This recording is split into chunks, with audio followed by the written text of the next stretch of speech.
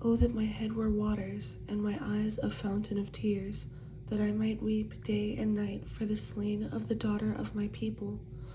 Oh, that I had in the wilderness a lodging place for travelers, that I might leave my people and go from them. For they are all adulterers, an assembly of treacherous men. And like their bow, they have bent their tongues for lies. They are not valiant for the truth on the earth, for they proceed from evil to evil, and they do not know me, says the Lord. Everyone take heed to his neighbor, and do not trust any brother, for every brother will utterly supplant, and every neighbor will walk with slanderers. Everyone will deceive his neighbor, and will not speak the truth. They have taught their tongue to speak lies. They weary themselves to commit iniquity. Your dwelling place is in the midst of deceit.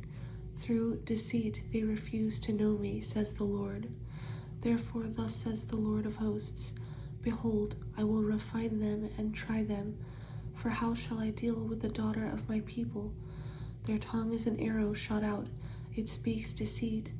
One speaks peaceably to his neighbor with his mouth, but in his heart he lies in wait. Shall I not punish them for these things, says the Lord? Shall I not avenge myself on such a nation as this?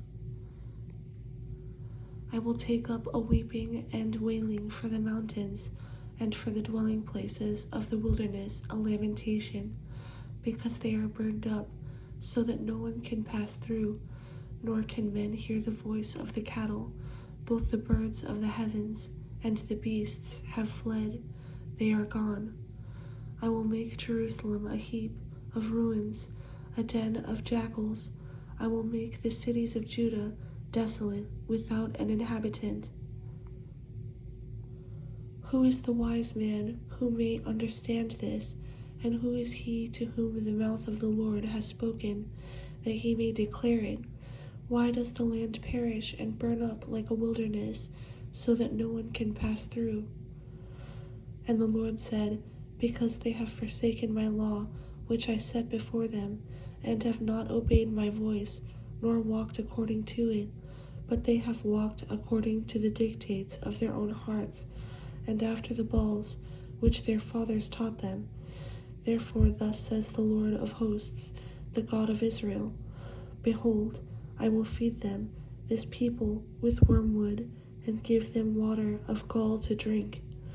I will scatter them also among the Gentiles, whom neither they nor their fathers have known, and I will send a sword after them until I have consumed them. Thus says the Lord of hosts, Consider and call for the mourning women, that they may come, and send for skillful wailing women, that they may come. Let them make haste and take up a wailing for us, that our eyes may run with tears, and our eyelids gush with water. For a voice of wailing is heard from Zion, how we are plundered, we are greatly ashamed, because we have forsaken the land, because we have been cast out of our dwellings.